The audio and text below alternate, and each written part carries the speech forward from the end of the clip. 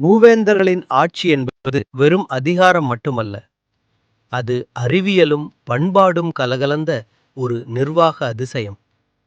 நாட்டை மண்டலம், நாடு என பிரித்து ஐம்பெருங்குழு என்ற அமைச்சரவை மூலம் மக்கள் நலன் காத்தனர். சேரர் மலைகளின் தலைவர்கள் முசிறி துறைமுகம் வழி மிளகு வணிகம் செய்து உலகப் பொருளாதாரத்தை தமிழகத்தை நோக்கி திருப்பினர். சோழர் நீர் மேலாண்மையின் முன்னோடிகள்.